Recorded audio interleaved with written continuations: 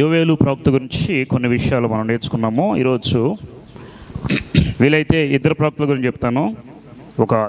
చెరొక ప్రవక్త గురించి కొద్ది సమయం ధ్యానం చేద్దాం. అయితే మొదటిగా యోవేలు ప్రవక్త గురించి నేర్చుకున్నప్పుడు మనం కొన్ని విషయాలు నేర్చుకున్నాము. అదేంటంటే పురుగులు తినివేసిన పంటను, మిడతలు తినివేసిన పంటను, ఇంకా చీడ పురుగులు, ఇంకా ఏదైతే పురుగులు ఉన్నాయో అవన్నీ తినివేసిన పంట నేను మరలా నీకు ఇచ్చేస్తాను అనేటువంటి విషయాలు మనం నేర్చుకున్నాం. ఈరోజు మీకా ప్రవక్త అయిన మీకా గురించి నేర్చుకుందాము. ఈ ప్రవక్త మీకా గురించి కొన్ని విషయాలు మనం ధ్యానం చేద్దాం. అదేంటంటే మీకా మొత్తము దాదాపుగా 7 అధ్యాయాలు ఉన్నాయి మీకా గ్రంథంలో. ఆయన కాలం వచ్చేసరికి క్రీస్తు శకం 735 నుండి 710వ సంవత్సరం. 735 నుండి 710 అంటే దాదాపు ఎన్ని సంవత్సరాలు చెప్పండి? 10 నుండి 35 అంటే 25 సంవత్సరాలు. దాదాపు ఈయన ప్రవక్త ఉన్న కాలము 25 సంవత్సరాలు. ఒక అధ్యాయాలు 7 ఉన్నాయంట. ఇందులో అసలు ముఖ్యమైన వ్యక్తులు ఎవరంటే సమరయ మరియు యెరూషలేము ప్రజలు. సమరయులు, యెరూషలేము. ఈ మీకా ఎవరికి ప్రవక్త? యూదా దేశానిక, ఇజ్రాయెల్ దేశానిక? అంటే మనం ఇప్పుడు చెప్పుకునే ప్రవక్తలు మొదటి నుండి చెప్పుకున్నాం కదా. ఈ ప్రవక్తలందరూ కూడా యూదా ప్రాంతానికి. యూదా అంటే ఎన్ని గోత్రాలు ఉన్నాయి చెప్పండి? యూదా గోత్రం కింద యూదా రాజ్యం కింద ఎన్ని గోత్రాలు ఉన్నాయి? 2 గోత్రాలు. ఇజ్రాయెల్ రాజ్యం కింద 10 గోత్రాలు. ఈ యూదా గోత్రం కింద ఉన్నటువంటి ఈ 2 గోత్రాల నుండి వచ్చినటువంటి రాజుల్లో దావీదు ఉన్నాడు, సొలొమోను, వాళ్ళ సంతానం అంతా వచ్చారు. మంచి మంచి రాజులు ఉన్నారు. వారి తర్వాత కొంతమంది రాజులు ఉన్న కాలంలో ఈ మీకా వచ్చాడు, ప్రవక్తగా ఉన్నాడు. ఈయన ప్రవచించాడంట. 25 సంవత్సరాలు ప్రవక్తగా పనిచేశాడు. అయితే ఈయన చెప్పినటువంటి ముఖ్య ఉద్దేశం ఏంటంటే మీకా గ్రంథం 6వ అధ్యాయము చూడండి ఒకసారి. మీకా 6వ అధ్యాయము 8వ వచనం ఒకసారి చదవండి. మనుష్యుడా, ఏది ఉత్తమమో అది నీకు తెలియచేయబడి ఉన్నది. న్యాయముగా నడుచుకునుటయు, కనికరమును ప్రేమించుటయు, దీన మనసు కలిగి నీ దేవుని ఎదుట ప్రవర్తించుటయు, ఇంతే కదా యెహోవా నిన్ను అడుగుచున్నాడు. ఇది మనకి మీకా వచ్చి ప్రవచించిన వాటిలో మెయిన్ ఆయన కాన్సెప్ట్ ఏంటంటే చూడండి, మనుష్యుడానికి ఏది ఉత్తమం అది నీకు తెలియచేయబడి ఉన్నది. న్యాయంగా నడుచుకునుట. ఏంటంట? న్యాయంగా నడుచుకునుట, కనికరము ప్రేమించుటయు, దీన మనస్సు కలిగి నీ దేవుని ఎదుట ప్రవర్తించడం, ఇంతే కదా యెహోవా నిన్ను అడుగుచున్నాడు. ఇది మీకా సారాంశం. కాబట్టి అసలు మీకా అనే పేరుకు అర్థం ఏంటంటే యెహోవా వంటి వారెవరు ఉన్నారు, యెహోవా వంటి దేవుడు ఎవరు, యెహోవా లాంటి వాళ్ళు ఎవరు అని దాని అర్థం అంట మీకా అంటే. కాబట్టి గుర్తుపెట్టుకోండి, మీకా గురించి మనం జ్ఞాపకం చేసుకుంటే మీకా గ్రంథం 1వ అధ్యాయం చూడండి, మొదట వచ్చినము. యోతాము, ఆహాజు, హిజ్కియా అనే యూదా రాజుల దినములలో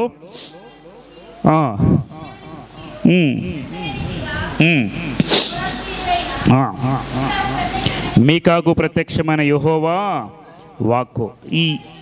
ఒక్క నిమిషం. ఈ ఏ రాజులు ఉన్నారంట? యోతాము, ఆహాజు, హిజ్కియా అనే యూదా రాజుల దినములలో షోమ్రోను గూర్చియు, యెరూషలేమును గూర్చియు దర్శన రీతిగా మొరస్తీయుడైన మీకాకు ప్రత్యక్షమైన యెహోవా వాక్కు. ఇప్పుడు చూడండి 2వ వచనం. సకల జనులారా ఆలకించుడి, భూమి నీవును నీలో ఉన్న సమస్తమును చెవియొగ్గి వినండి. ప్రభువగు యెహోవా నీ మీద సాక్ష్యం పలకబోచున్నాడు. పరిశుద్ధ పరిశుద్ధాలయంలో నుండి ప్రభువు మీ మీద సాక్ష్యంగా పలకబో. ఇదిగో యెహోవా తన స్థలము విడిచి బయలుదేరుచున్నాడు. ఆయన దిగి భూమి యొక్క ఉన్నత స్థలం మీద ఆయన నడుగు అగ్నికి మైనము కరుగునట్లు పర్వతములు కరిగిపోవును, లోయలు అవి కరిగిపోను. యాకోబు సంతతి చేసిన తిరుగుబాటును బట్టి, ఇశ్రాయేలు సంతతి వారి పాపమును బట్టి ఇదంతయు సంభవించును.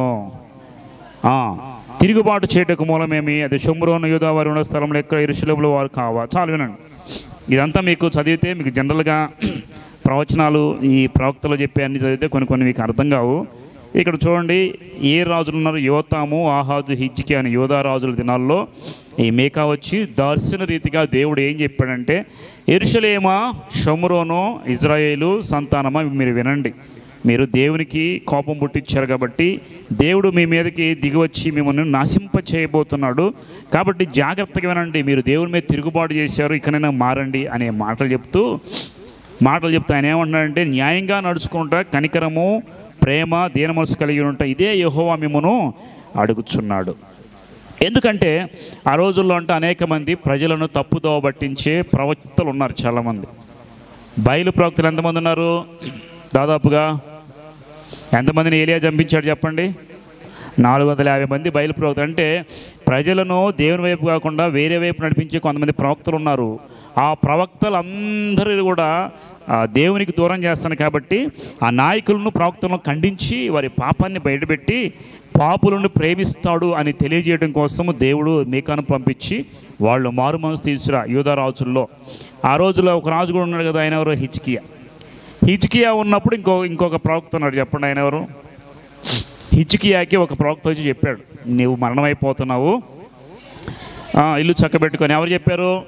యెషయా. ఆల్రెడీ యెషయా దాదాపు పెద్దవాడైపోయాడు, 60 సంవత్సరాల పైన ప్రవచనాలు చెప్పాడు. ఆ తర్వాత కాలంలో ఆయన అయిపోయే టైంలో, హిజ్కియా ఇంకా పాలన అయిపోయే టైంలో వచ్చాడు ఈ మీకా రాసిన ప్రవచనాల్లో.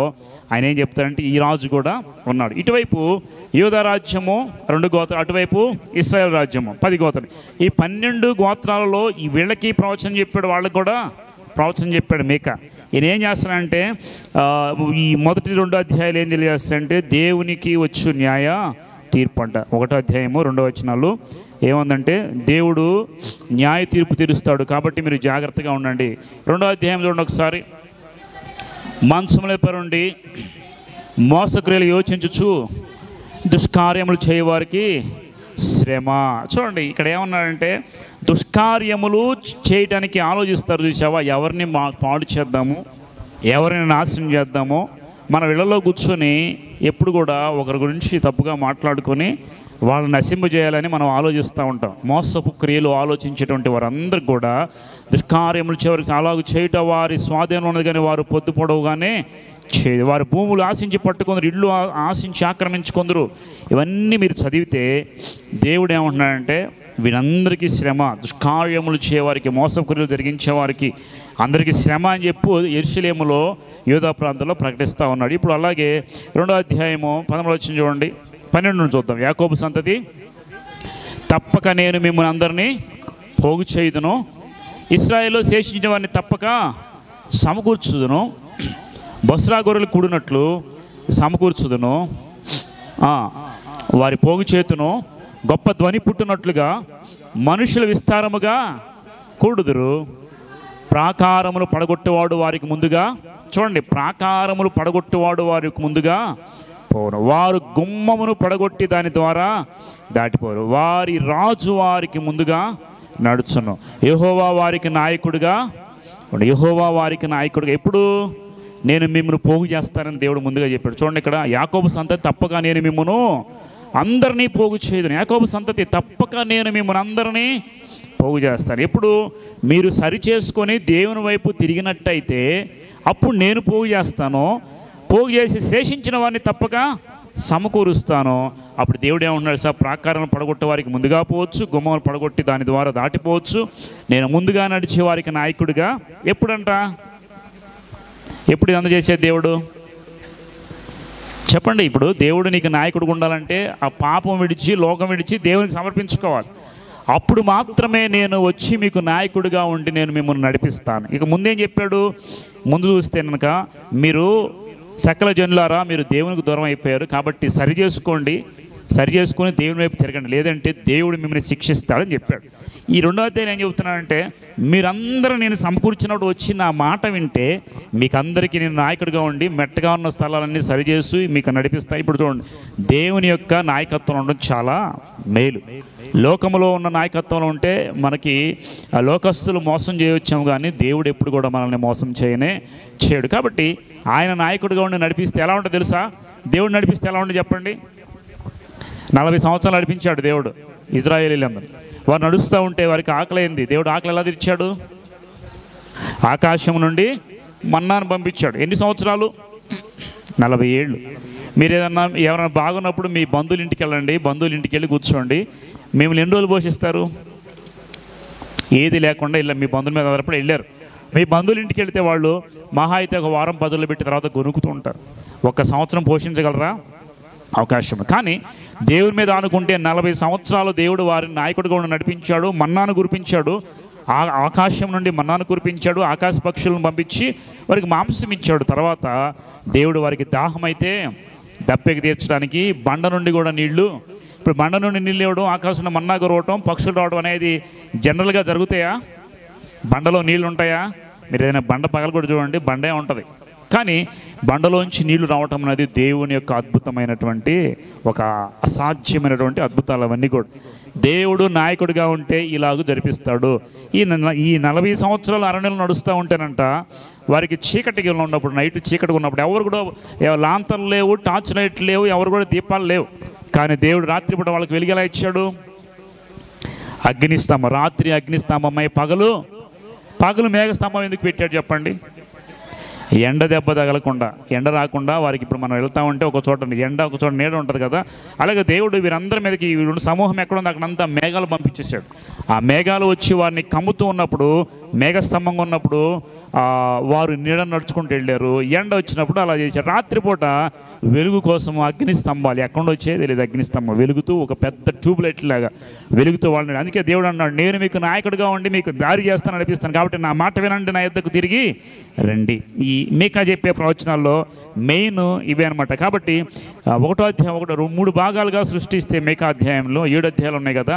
మొదటి భాగంలో వారు పాపాన్ని బయట పెట్టాడు. రెండోసరికి దేవుడు వారు మారకపోతే ఏ ఉగ్రత పంపిస్తాడో దాన్ని తెలియజేశాడు. మూడోసరికి శిక్షించబడిన తర్వాత దేవుని కృపా కనికరం ఎలా ఉంటుందో కూడా పాపం బయట పెట్టాడు, ఉగ్రత పంపించాడు. మూడవది వారికి మీద కనికరాన్ని. మీరు ఎప్పుడైనా చూడండి, రాజుల గ్రంథాలు కూడా చదువుకుంటూ వస్తే ఒకటే, రాజులు ఎప్పుడు దేవునికి వ్యతిరేకంగా లేస్తున్నారు కదా. దేవుడు ఎప్పుడు వాళ్ళని హెచ్చరిస్తూ ఉన్నాడు, హెచ్చరించాడు, వినకపోతే శిక్షించేవాడు. అలాగే ప్రతి ఒక్క రాజ్యములో ప్రవక్తలను పంపించాడు, మాట్లాడించాడు. వారు లోపడకపోతే శత్రువులకు అప్పగించేశాడు. ఇదంతా ఫస్ట్ నుండి కూడా. కాబట్టి ఇజ్రాయెల్ రాజ్యంలో ఇప్పటికీ యుద్ధాలు ఏం జరుగుతుంది తెలుసా? దేవునికి వ్యతిరేకంగా లేచినటువంటి వారి జనాలను బట్టి వారిని శిక్షించేవాడు, మరలా హక్కున చేర్చుకోండి. కాబట్టి పాపములో ఉన్నటువంటి వారిని ప్రేమించాడు, పాపాన్ని ద్వేషించాడు. దేవుడు ఒకటే చెప్పాడు, మీరు న్యాయంగా నడుచుకోండి, నీతిగా నడుచుకోండి, ఇదే నేను మీ యొద్ద అడుగుచున్నా. తర్వాత కొన్ని మాటలు చదువుకొని మనం మీకా గ్రంథం ముగించుకుందాం. చూడండి 3వ అధ్యాయంలో, యాకోబు సంతతి యొక్క ప్రధానులారా, ఇశ్రాయేలు అధిపతులారా, ఆలకించుడి. న్యాయం ఎరిగిండి ఎండుట మీకు ధర్మమే కదా. అయినను మేలు నసహించుకొని, చూడండి, మేలు న్యాయము చేయటము మనకి తెలుసు, న్యాయం ఏంటో, న్యాయం ఎలా చేయాలో మనందరికీ తెలుసు కదా.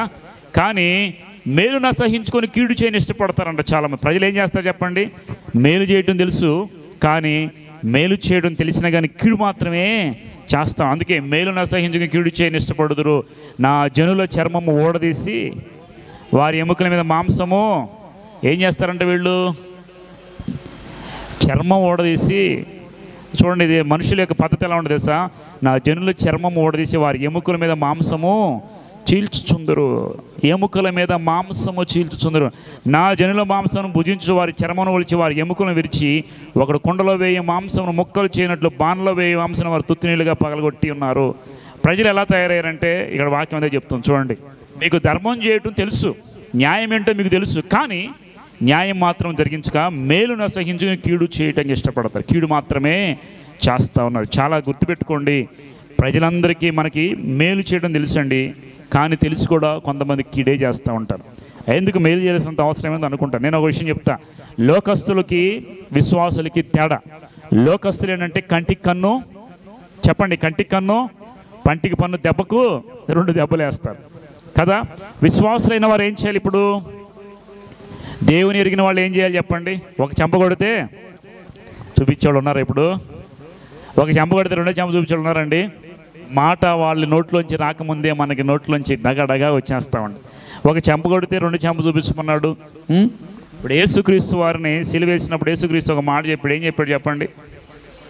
తండ్రి, వీరేమి చేయుచున్నారో వీరు ఎరుగురు కనుక వీరిని క్షమించు. దేవుని ప్రేమ ఎలా ఉంటుందంటే శత్రువును కూడా క్షమించే మనస్సు దేవునిది.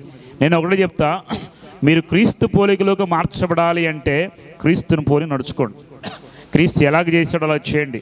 శత్రువుని ప్రేమించండి, క్షమించండి.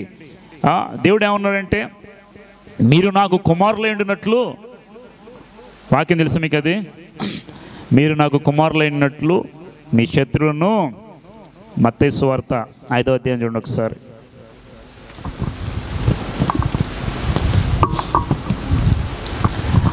మత్తయి సువార్త 6వ అధ్యాయము 43 చదువు. 6 కదా, 5:43. మత్తయి సువార్త 5వ అధ్యాయం 43 వచనం. నీ పొరుగువాన్ని ప్రేమించి నీ శత్రువుని ద్వేషం చెప్పండి మాట మీరు విన్నారు కదా. నేను మీతో చెప్పున్నదేమనగా, మీరు పరలోకమని మీ తండ్రి కుమారులైనట్లు.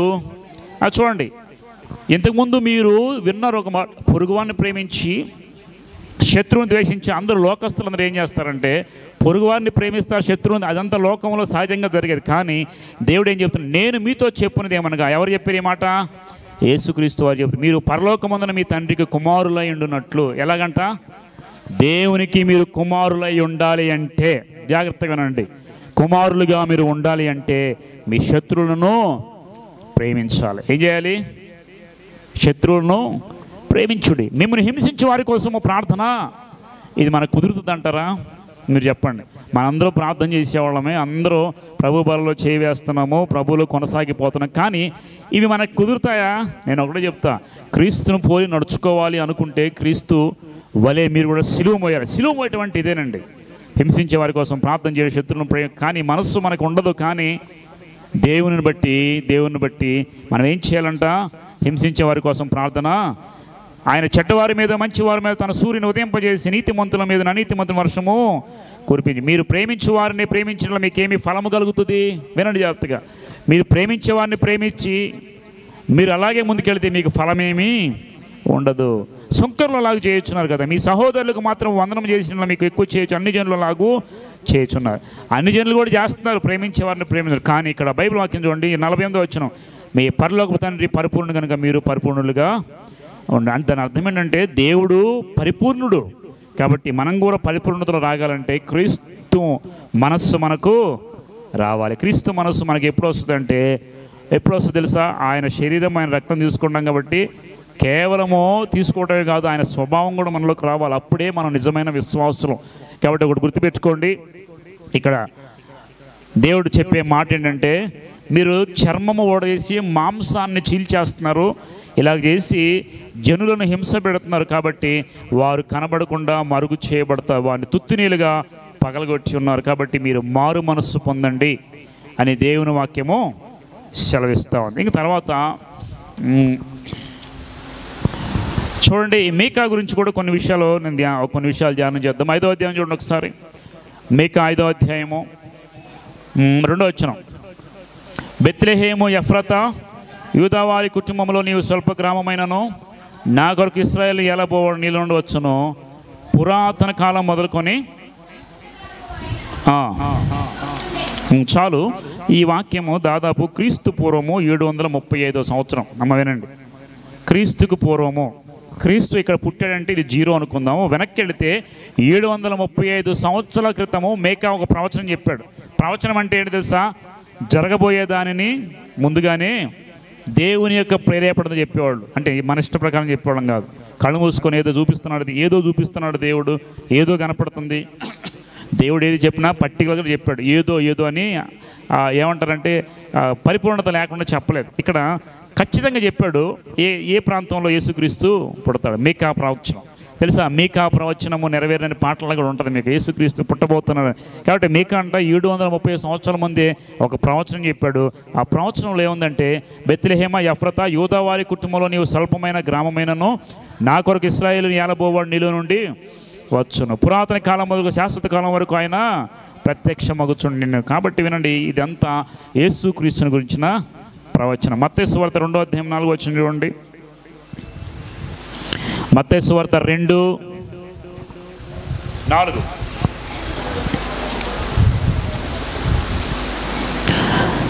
కాబట్టి రాజు ప్రధాన యాజకులను ప్రజల నుండి శాస్త్రులను అందరినీ సమకూర్చి క్రీస్తు ఎక్కడ పుట్టినని వారిని అడిగాను. 5వ వచనం, అందుకు వారు యూదా బెత్లెహేములో ఏలయనగా యూదా బెత్లెహేమ నీవు యూదా ప్రధానులు ఎంత మాత్రం అల్పమైన దానివి కావు. ఇశ్రాయేలు నుండి ప్రజలను పరిపాలించే అధిపతి నీలో నుండి వచ్చిన ప్రవక్త ద్వారా ఏ ప్రవక్త ద్వారా వ్రాయబడింది? మీకా. ఈ ప్రవచన గ్రంథాన్ని ఆ రోజు ఎవరు తీసుకొచ్చారు? హేరోదు రాజు ఉన్నప్పుడు ఆయన దగ్గర ఉన్నారు చూసేవా కొంతమంది. హేరోదు రాజు దగ్గర ఉన్న కొంతమంది ఉన్నారు. ఎవరాళ్ళు? శాస్త్రులు. దేవుని వాక్యం అంటే ఆ రోజు జ్ఞానులు రాగానే వారి గ్రంథాల నుంచి కూడా ఓపెన్ చేసి చూశారు. అప్పుడు వారికి ప్రవచన గ్రంథంలో ఏం రాయబడింది తెలుసా? ఏం రాయబడింది ప్రవచన గ్రంథంలో? యూదయ బెత్లెహేములో యూదా ప్రధానులు ఎంత మాత్రం అల్పమైన దానివి కావు. ఇశ్రాయేలు ప్రజలు పరిపాలించే అధిపతి నీలోంచి వచ్చిన ప్రవక్త ద్వారా రాయబడి. కాబట్టి మీకా ప్రవచనము నెరవేర్చబడిందా లేదా? ఎప్పుడు చెప్పాడు మీకా ప్రవచనం?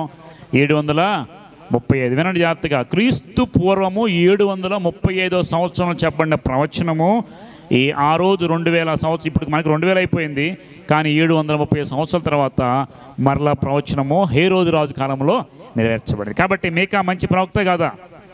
చాలా మంచి ప్రవక్త, ముందుగానే క్రీస్తు గురించి తెలియజేయబడింది. కాబట్టి ఇప్పుడు 6వ అధ్యాయంకి వచ్చాడు. మరలా ఏదో వచ్చిన మనుషుడా ఏది ఉత్తమమో అది నీకు తెలియచేయబడి ఉన్నది. న్యాయముగా నడుచుకున్నటయు కనికరమును ప్రేమించుటయు దేన మనస్సు కలిగి నీ దేవుని ఎదుట ప్రవర్తింతే కదా యెహోవా నిన్ను. ఈరోజు ప్రవక్త మనతో మాట్లాడే ఒక మాట, ఈరోజు జాగ్రత్తగా వాక్యం, మూలవాక్యం మీకా గ్రంథంలో మనం నేర్చుకోవాల్సింది ఇదే. మీకా ద్వారా మనం ఏమి నేర్చుకోవాలంటే, మనుష్యుడా ఏది ఉత్తమమో అది నీకు తెలియచేయబడి ఉన్నది. ఈ వాక్యం గురించి మనం నేర్చుకుంటే, ఏదైనా తోటలో దేవుడు ఒకసారి ఆదాము అవ్వను సృష్టించిన తర్వాత ఆదాముతో చెప్పాడు, ఆదామా ఏది ఉత్తమమో నీకు తెలియచేయబడింది. ఇదిగో ఈ తోటలో అనేకమైన పండ్లు ఉన్నాయి, కానీ అన్నీ నువ్వు నిరభ్యంతరంగా తినవచ్చు, కానీ ఈ ఒక్క పండు మాత్రం నీవు తినకూడదు. ఆ పండు తినమని నీవు నిశ్చయముగా చచ్చేదవు. పండు తినొద్దు. ఇప్పుడు దేవుడు ఆదాముకి తెలియజేశాడు లేదా? ఉత్తమమైంది ఏదో తెలియజేశాడు, కానీ ఆదాము ఏం తీసుకున్నాడు? నాకు అదేం అవసరం లేదు, భార్య మాట వినేసి ఆ పండుని తిన్నాడు. ఉత్తమమైన దాన్ని దేవుడు మనకి ముందుగా మంచి చెడు ఏదో మనకి జ్ఞానము దేవుడు ఇచ్చాడు. అది ఏమి నిర్ణయించుకుంటావో అది నీ ఇష్టం. మంచి దారిలో వెళితేనేమో భవిష్యత్తు బాగుంటుంది. దేవుని మాట వినకుండా మన సొంత దారిలో వెళితే మాత్రం అంధకారం అయిపోతుంది. కాబట్టి దేవుడు మీకా ద్వారా ఇజ్రాయేలు ప్రజలతో మాట్లాడుతున్నాడు, మనుషుడా నీ ఏది ఉత్తమం అది నీకు తెలియచేయబడి ఉన్నది. న్యాయముగా నడుచుకుంట. ఫస్ట్ ఏంటంట? న్యాయంగా నడుచుకోవాలి. న్యాయం అంటే ఏంటి చెప్పండి మీరు? న్యాయం అంటే ఏంటి? అన్యాయం ఉండకూడదు. న్యాయము కానిది అన్యాయము. న్యాయం అంటే ఏంటి మీకు తెలుసు. న్యాయం అంటే మనం విపులంగా చెప్పాల్సిన అవసరం లేదు. ఇప్పుడు ఏదైనా సరుకులు అమ్మేవాళ్ళు ఏదైనా షాపుల్లో న్యాయంగా బేరం అమ్ముకోవాలి. ఏదైనా పాలు పోసుకునేవాళ్ళు ఉంటారు, వాళ్ళు ఏం చేయాలి? న్యాయంగా పాలు పోయాలి. తర్వాత మీరు ఉద్యోగం చేసేటప్పుడు అక్కడ ఎలా ఉండాలి? న్యాయంగా, అన్యాయంగా ప్రవర్తించకూడదు. ఇటు మనవాడు వాడు బాధ్యవాడు అని చెప్పేసి లంచాలు తీసుకుంటూ అన్యాయంగా ప్రవర్తిస్తారు. బైబిల్ వాక్యం చెప్తుంది చూడండి, న్యాయంగా నీవు ప్రవర్తించాలి. ఎక్కడైనా ఇంట్లో వారైనా బయట వాళ్ళైనా న్యాయంగా నిలబడండి. ఇది దేవుని యొక్క నీతి. ఇది నావాడు వాడు నావాడు అని మన స్వార్థం చూపిస్తే అది అన్యాయం అయిపోతుంది. కాబట్టి మీరు ఎప్పుడు ఎలా ఉండాలి సార్? దేవుని న్యాయం పట్టుకోండి. అది ఎవరైనా సరే, ఎవరు అనుకున్నా కానీ మీకు అనవసరం. మీరు మాత్రం న్యాయంగా నిలబడటం నేర్చుకోండి. తర్వాత న్యాయముగా నడుచుకున్నటయు కనికరమును ప్రేమించుటయు. ఏంటంట? కనికరమును ప్రేమించుట. చూడండి, కనికరము కలిగి ప్రేమ కలిగి ఉండండి అని వాక్యం సెలవిస్తుంది. అదే దేవుడు మీకాతో చెప్పాడు, వెళ్ళి ఇజ్రాయేలు ప్రజలతో చెప్పు, కనికరమును ప్రేమ కలిగి ఉండమని చెప్పు. తర్వాత దీన మనస్సు కలిగి నీ దేవుని ఎదుట ప్రవర్తించుట. ఏం కావాలంట? దీన మనస్సు. దీన మనస్సు అంటే ఏంటి మీరు చెప్పండి? దీన మనస్సు బైబిల్ గ్రంథంలో మాట్లాడు, దీన మనస్సును వస్త్రమును ధరించుకునండి. పేతురు రాసిన పత్రికలో చూడండి ఒకసారి, 5వ అధ్యాయం అనుకుంటా, 1 పేతురు 5వ అధ్యాయము 5వ వచనం. చిన్నలారా మీరు పెద్దలకు లోబడి ఉండుడి, మీరందరూ ఎదుటివాని ఎడల. ఎవరు? అందరా కొంతమందా చెప్పండి? బైబిల్ ఏం చెప్తుంది? అందరా కొంతమందా? చదవండి అమ్మ అక్కడ. మీరందరూ ఎదుటివాని ఎడల దీన మనస్సు అను వస్త్రము ధరించుకొని మిమ్మును అలంకరించుకునుడి. దేవుని మాటలు చూడండి, దీన మనస్సు అనే వస్త్రము ధరించుకోవాలి, మిమ్మల్ని అలంకరించుకోండి. దేవుడు అహంకారం ఎదిరించి దీనిలోకి కృప అనుగ్రహించును. అహంకారం ఎదిరిస్తాడు, దీనిలోకి ఏం చేస్తాడంట? కృప అనుగ్రహిస్తాడు. కాబట్టి ఎవడి అహంకారం వాడిని తినేస్తుంది, ఎవని గర్వం వాణిని తగ్గిస్తుంది. గుర్తుపెట్టుకోండి. కాబట్టి ఇక్కడ వాక్యంలో ఎదుటివాణిలో దీన మనస్సు అనే వస్త్రాలు ధరించుకోండి. వస్త్రాలు ఎక్కడ దొరికి చెప్పండి? ఇవి నాకు తెలిసి అనేక రకాల వస్త్రాలు ఉన్నాయి. వింటున్నారా? మనం వేసుకున్న వస్త్రాలు కాటన్ అని, లెనిన్ అని, తర్వాత పాలిస్టర్ అని, సిల్క్, చాలా రకాల వస్త్రాలు ఉన్నాయి. దేవుడు ఏమంటాడంటే మీరు వేసుకున్న వస్త్రాలు ఏమో కానీ మీ ఒక వస్త్రం మాత్రం ధరించుకోనండి. ఎదుటివాణిలో దీన మనస్సు అనే వస్త్రాన్ని ధరించుకోవాలి. అది ఎలా ధరించుకోవాలి చెప్పండి? దీన మనస్సు అంటే ఎదురువాళ్ళు కనపడంగా దీనంగా చుట్టమా? ఎదురువాళ్ళు కనపడంగా దీనంగా బిహేవ్ చేయటమా? కాదు. దీన మనస్సు అంటే నీకున్న స్థితిని బట్టి, ఓకే, నీకున్న ధనాన్ని బట్టి, నీకున్న ఇది బట్టి, దేనిని బట్టి కూడా మనము ఎదుటివాని యెడల గర్వం అనేది చూపించకుండా తగ్గించుకొని, అన్నీ ఉన్న నాకే ఎలా ఉంటుందంట, ఏది లే నాకేమవుతుందంట. కాబట్టి నేనేమంటానంటే దేవుని కృపతో మనకు అన్నీ ఇచ్చాడు. ఈరోజు మనకు అన్నీ ఇచ్చాడు. కాబట్టి మనం ఎలా ఉండాలంటే ఎక్కడ కూడా నేను ఇది అని మనం ఎదుటి వ్యక్తి దగ్గర ప్రౌడ్గా మనం మాత్రము ఉండకూడదు. ఇది బైబిల్ చెప్తుంది. ఎదుటివాని యెడల దీన మనస్సు అనే వస్త్రాన్ని ధరించుకో. దీన మనస్సు అనే వస్త్రాన్ని ధరించుకోవాలి. కాబట్టి ఈ విధంగా నేను అడిగేది ఒకటే, దీన మనస్సు కలిగి నీ దేవుని ఎదుట ప్రవర్తించుటయు ఇంతే కదా యెహోవా నిన్ను, ఇంతే కదా దేవుడు అడిగేది. కాబట్టి ఈరోజు మీకా ద్వారా మనం నేర్చుకోవాల్సిన అంశము ముఖ్యంగా ప్రాముఖ్యంగా ఏది ఉత్తమమో అది తెలియచేయబడి, న్యాయంగా నడుచుకునుట, కనికరము ప్రేమించుట, దీన మనస్సు కలిగి దేవుని ఎదుట ప్రవర్తించి ఇంతే కదా యెహోవా నిన్ను అడుగుచున్నాడు. హలో,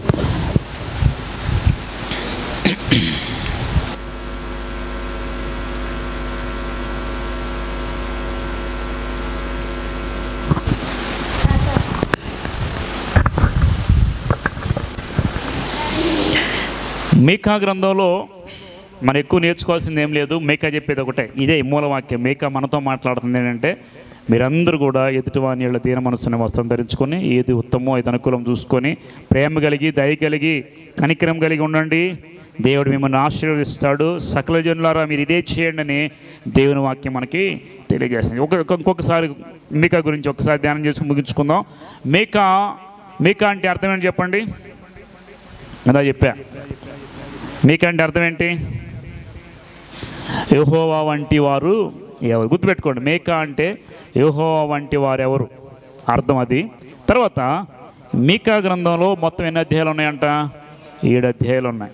7 అధ్యాయాల్లో 3 భాగాలు విభజిస్తే సకల జనులారా మీరందరూ దేవునికి దూరమై పాపం చేసి ఉన్నారు, లేదంటే మీ మీద దేవుని ఉగ్రత వస్తుంది. మారు మనసు పొందండి, పశ్చాత్తాపడండి, దేవుని వైపు తిరగండి, దేవుడు మిమ్మల్ని ఏ ప్రవక్త చెప్పినా ఇవే మాటలు చెప్పేది. కాబట్టి మీకా ఈ 3 అంశాలను ఇజ్రాయేల్ యూదుల ప్రజలకి తెలియజేస్తూ వచ్చాడు. ఇప్పుడు మీకా ఏ రాజ్యానికి ప్రవక్తగా ఉన్నాడు? యూదా రాజ్యం, ఇశ్రాయేల్ రాజ్యమా? యూదా రాజ్యంలో గోత్రములు ఎన్ని? 2 గోత్రాలు. ఈ 2 గోత్రాలకి ప్రవచనంగా అప్పుడప్పుడు ఇజ్రాయేల్ వారికి కూడా ప్రవచనాలు చెప్పాడు. ఈయన ప్రవచించాడు. ఈయన ఉన్నప్పుడు కొంతమంది రాజులు ఉన్నారు. ఆ రాజులు ఎవరు చెప్పండి? మొదటి అధ్యాయంలోనే ఉంది, మొదటి వచనంలో చూడండి. యోతాము, ఆహాజు, హిజ్కియాను యూదా రాజులు. కాబట్టి వీరందరికీ బోధించి ఆ రోజు ఆయన వారందరికీ ప్రవచనాలు చెప్పి అనేక మందిని మారు మనసు పొందని హెచ్చరించాడు. మరి మీకా నిజంగా ఆ రోజు చేసినటువంటి ప్రవచనాల్లో ఇంకొక ప్రాముఖ్యమైన ప్రవచనం ఏంటంటే యేసుక్రీస్తు బెత్లెహేము ఆయన బెత్లెహేములో జన్మిస్తాడని ముందుగానే ప్రవచించినటువంటి వ్యక్తి మీకా. ఓకే, మీకా గురించి ఇది క్లుప్తమైనటువంటి సమాచారము. కాబట్టి గుర్తుపెట్టుకోండి, ఈ మీకా గురించి మనం ఏం నేర్చుకోబోతున్నాం? ఒక మూలవాక్యం చెప్పండి, మీరు నేర్చుకున్నది ఏంటో చెప్పండి. చదువమ్మా, చెప్పు అది ఒకసారి. మనుషుడు ఏది ఉత్తమో అది నీకు తెలియచేయబడి ఉంది. న్యాయంగా నడుచుకున్నటయు, కనికరమును ప్రేమించుటయు, దీన మనస్సు కలిగి నీ దేవుని ఎదుట ప్రవర్తించుటయు ఇదే కదా యెహోవా నిన్ను అడుగు. ఇది మీకా నుండి మనం దేవుడు ఈరోజు మీతో మాట్లాడేది కూడా ఇదే. దేవుడు మనతో మాట్లాడి అడిగేది కూడా ఇదే. మీకా నుండి మనం నేర్చుకునేది ఒకే ఒక మాట. ఇది గుర్తుపెట్టుకోండి. ఏ మీకా వలె కూడా మీకా చెప్పినట్టుగా మనం కూడా కొన్ని విషయాలు ధ్యానం చేద్దాం. ఓకే.